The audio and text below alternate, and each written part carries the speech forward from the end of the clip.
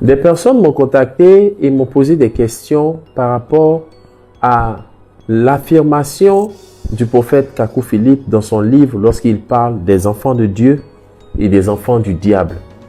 Et j'ai trouvé important de faire une vidéo afin de vous expliquer un peu cette révélation qui a été donnée depuis les temps du soir par le prophète William Marion Branham et qui a été rendue plus claire à minuit par le prophète Kakou Philippe. Car avec le prophète Kakou Philippe, la révélation devient plus claire et nous voyons clairement les choses selon le collier promis dans Apocalypse chapitre 3. Qu'est-ce qui s'est passé dans le jardin d'Éden? Car si vous ne savez pas ce qui s'est passé dans le jardin d'Éden, vous ne pourrez pas comprendre les manifestations de Dieu qui ont été de génération en génération avec Noé, Ésaïe, Jérémie, le Seigneur Jésus et tous les prophètes qui doivent être manifestés sur la terre de génération en génération. D'abord, il est dit que l'homme et la femme ont mangé un fruit défendu. Permettez-moi de vous dire que ce n'était pas des pommes, ce n'était pas des raisins, ce n'était pas des fruits charnels, car il est dit clairement qu'après avoir mangé le fruit, Adam et Ève ont constaté qu'ils étaient nus et ils sont allés cacher leur nudité.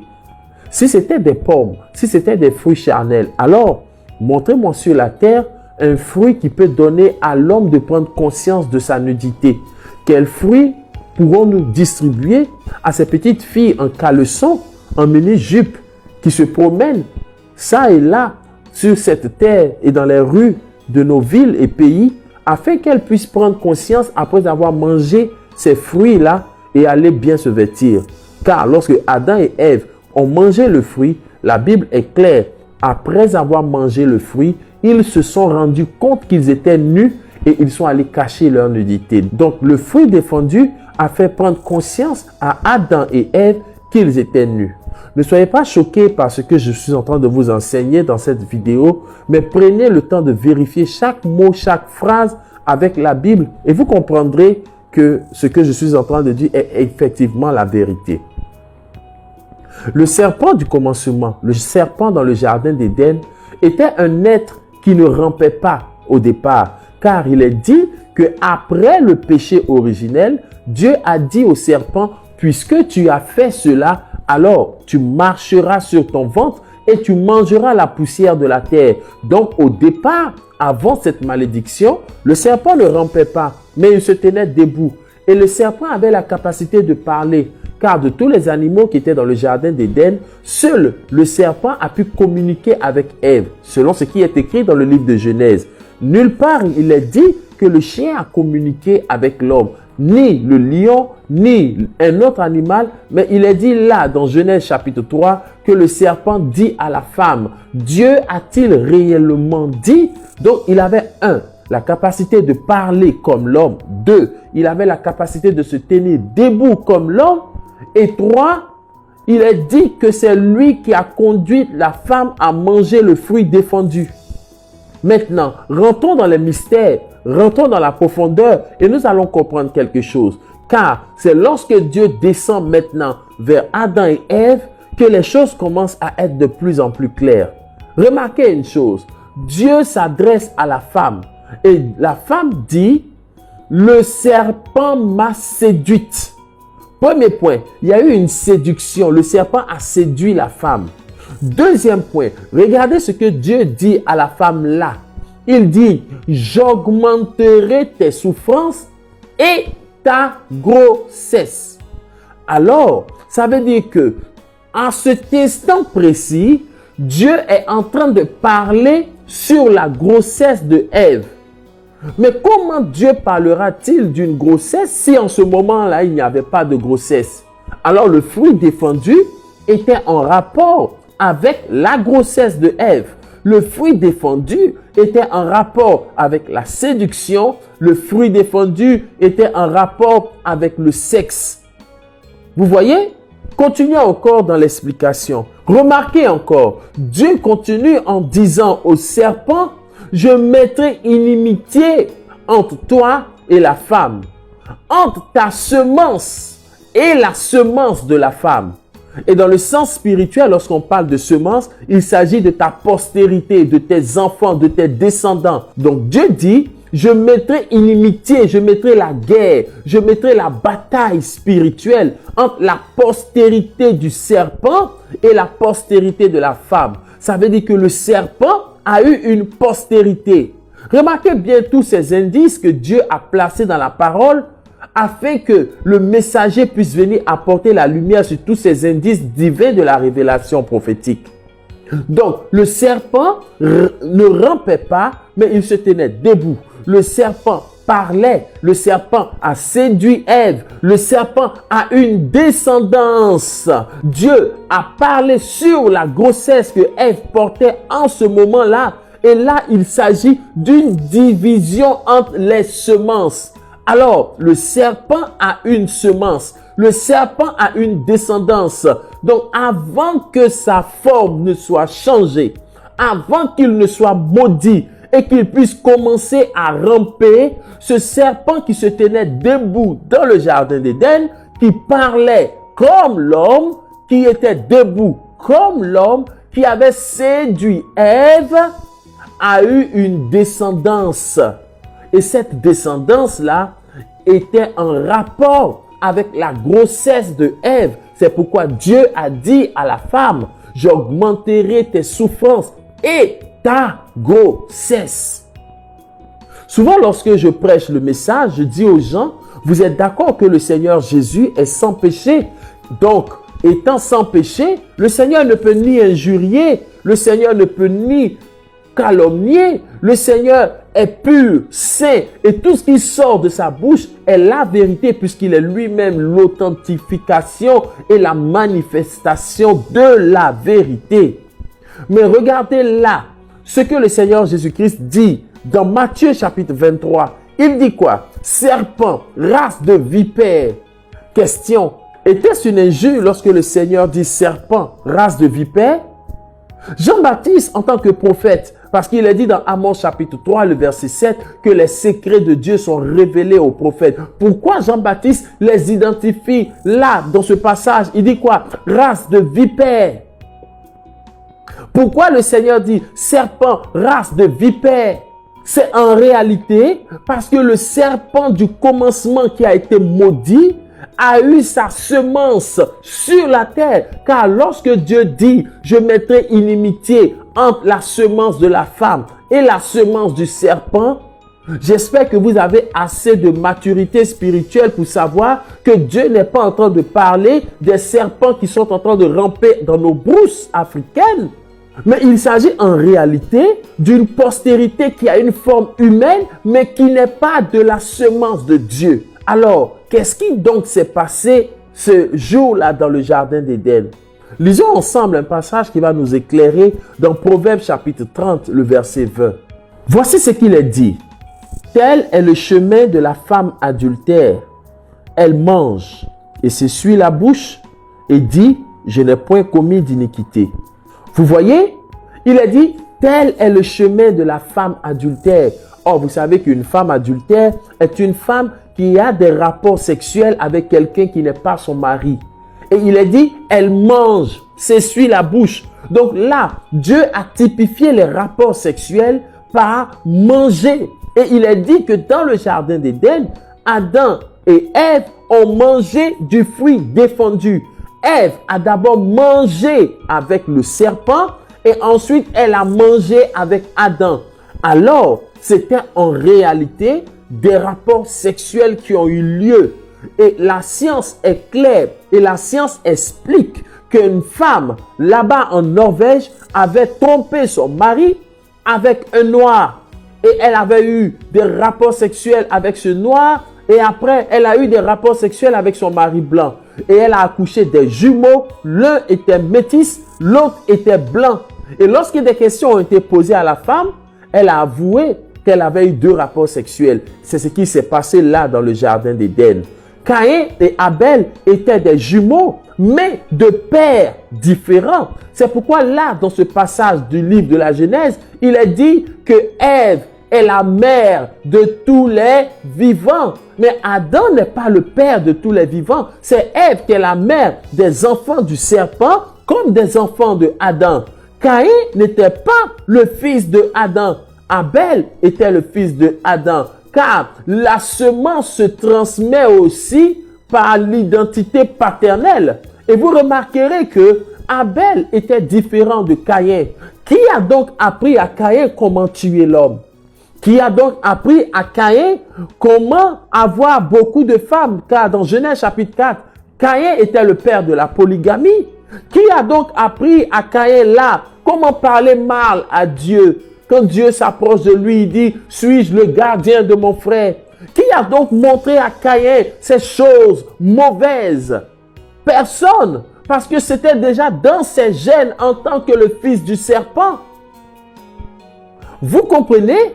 Et là, dans ce passage, regardez ce qu'il est dit de Caïn. 1 Jean chapitre 3, le verset 11 à 12. Il est dit, car c'est ici le message que vous avez entendu dès le commencement, savoir que nous nous aimons l'un l'autre. Non comme Caïn était du méchant et tua son frère. Et pour quelle raison le tua-t-il? Parce que ses œuvres étaient mauvaises et que celles de son frère étaient justes. Vous voyez? Il est dit que Caïn était du méchant. Qui était donc ce méchant? C'était le serpent qui a été maudit. Mais avant que sa forme ne soit changée en ce tête rampant qui rampe là dans les brousses, il a eu un rapport avec Ève et sa forme humaine s'était déjà échappée dans le ventre de Ève. Et Caïn était né. Remarquez tous ces attributs diaboliques, tout ce qui est déviation, tout ce qui est impureté. Là, qui est le premier homme sur la terre à s'opposer directement à la voix de Dieu? C'est Caïn. Lorsque Dieu lui dit, où est ton frère? Regardez avec quelle arrogance il s'adresse à Dieu. Et ce Caïn-là a eu plusieurs enfants sur la terre. Il y a eu la postérité du serpent. Et quand le Seigneur Jésus-Christ dit serpent, race de vipère, il s'adressait à des religieux. Il s'adressait à des personnes qui avaient une apparence d'hommes religieux, une apparence de récitateurs de versets, mais c'était des enfants du serpent. Et cette révélation est clairement définie dans le livre de Matthieu chapitre 13, le verset 24 au verset 30, où le Seigneur dit, le royaume des cieux est semblable à quelqu'un qui a semé le blé. Et dans les explications, le Seigneur dit, le blé, ce sont les fils du royaume. Et l'ivraie, ce sont les fils du diable, les enfants du serpent. Mais les deux semences sont mélangées. Regardez aujourd'hui sur la terre, les disciples, les véritables adorateurs, mélangés aux religieux. Les deux semences sont ensemble. Les deux disent nous prions, les deux disent nous adorons, les deux disent nous croyons en Dieu. Mais l'un est de Dieu, l'autre est du diable. Si vous comprenez cette révélation que je suis en train de vous expliquer ce soir, vous comprendrez clairement pourquoi des personnes n'arrivent pas à accepter la voix de Dieu. Et ils manifestent la même haine, la même arrogance, la même œuvre diabolique, démoniaque face à la voix de Dieu. Comme le père Caïn l'a manifesté quand Dieu a dit, où est ton frère Abel? Il a dit, suis-je le gardien de mon frère? C'est ainsi chaque fois que Dieu envoie des prophètes sur la terre, c'est pour faire retentir sa voix, sa parole. Et les enfants du serpent ont toujours été rebelles à la voix de Dieu, rebelles au ainsi dit le Seigneur, rebelles aux prophètes. Et là, dans Matthieu chapitre 13, le verset 24 au verset 30, il a dit, laissez les deux semences croître. Mais à la moisson, j'enverrai les moissonneurs pour faire la séparation. Qui sont les moissonneurs? Les moissonneurs ont toujours été les prophètes de Dieu, car le prophète vient lorsque la moisson de Dieu est prête pour rassembler le blé dans le grenier. Et vous remarquez que le grenier est au singulier et l'ivraie qui doit être lié en botte. Pourquoi? Pour être brûlé. Et donc, les enfants du diable sont nombreux et ils sont liés en botte. Pourquoi liés en botte? Parce que eux, ils n'ont pas les mêmes doctrines, ils n'ont pas les mêmes enseignements, ils n'ont pas les mêmes croyances, mais ils doivent quand même s'unir, c'est-à-dire quoi? Se lier en botte. Pourquoi? Pour être brûlés, pour aller en enfer. Il y a plusieurs espèces de serpents. Il y a les boas, il y a les pythons, il y a les mambas, il y a les couleuvres. C'est ainsi qu'il y a plusieurs espèces de religions. Il y a les catholiques, les protestants, les évangéliques, les musulmans, les bouddhistes. Mais ils doivent quand même s'unir parce qu'ils sont tous des serpents. Mais le blé, c'est au singulier. Le grenier, c'est au singulier. C'est la même identité, l'unité de la foi, la même croyance. Et ce sont les moissonneurs, les prophètes qui rassemblent le blé de Dieu dans le grenier. Noé était le moissonneur de son temps. Ésaïe était le moissonneur de son temps. Jean-Baptiste fut le moissonneur de son temps. Paul était le moissonneur de Dieu pour amasser le blé de Dieu dans le grenier de Dieu. Et aujourd'hui, Kakou Philippe est le moissonneur de Dieu pour amasser les fils du royaume dans le grenier de Dieu, dans la vérité de Dieu. Vous comprenez? Et c'est cela ce que Dieu avait promis depuis le livre de la Genèse, disant, je mettrai inimitié entre la semence de la femme et la semence du serpent. Alors, de tout temps, il y a eu toujours ce combat entre l'esprit de vérité manifesté par les prophètes et l'esprit d'erreur, l'esprit du serpent, l'esprit de Caïn manifesté dans la religion. Pourquoi vous n'arrivez pas à comprendre le message du prophète Kakou Philippe? Parce que vous êtes de la postérité du serpent. Et pourquoi vous arrivez à comprendre le message du prophète Kakou Philippe? Parce que vous êtes de la postérité d'Adam.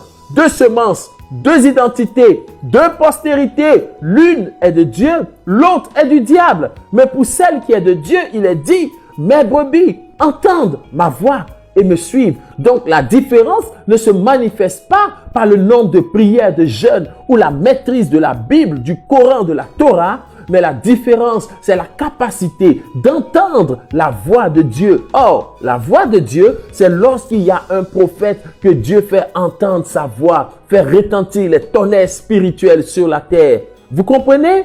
C'est pourquoi il est dit, aujourd'hui, si vous entendez sa voix, n'endurcissez pas votre cœur. Et remarquez là dans le livre de Apocalypse chapitre 2 et Apocalypse chapitre 3, il est dit que celui qui a des oreilles entende ce que l'Esprit dit aux églises, aux assemblées. Donc, la capacité d'entendre la voix de Dieu, la capacité de recevoir le message du prophète de votre temps, est la preuve de votre identité d'enfant de Dieu, parce que depuis le jardin d'Éden, nous entendions la voix de Dieu lorsque Dieu parlait avec Adam, étant nous dans les reins de Adam. Mais le serpent n'avait pas communion avec Dieu. C'est pourquoi il ne connaît pas la voix de Dieu pour commencer. Mais nous étions dans les reins de Adam et nous entendions la voix de Dieu étant dans les reins de Adam lorsque Dieu descendait vers Adam le soir dans le jardin d'Éden. Et dans les reins de Adam, nous crions Alléluia, gloire à Dieu, c'est la voix de Dieu, c'est la parole de Dieu.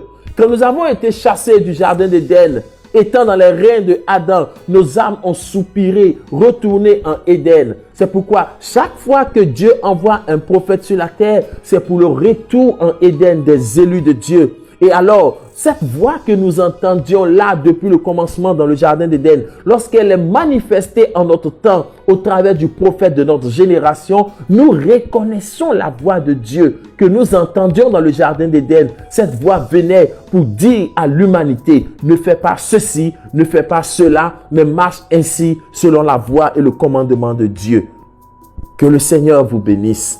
La voix de Dieu aujourd'hui, c'est le prophète Kakou Philippe. La voix de Dieu au temps de Moïse, c'était Moïse. La voix de Dieu au temps de Josué, c'était Josué. Et la voix de Dieu en ce temps prophétique de minuit, c'est le prophète Kakou Philippe.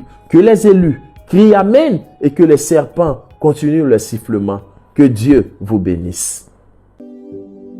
Application Prophète Kakou Philippe officielle pour Android et iPhone.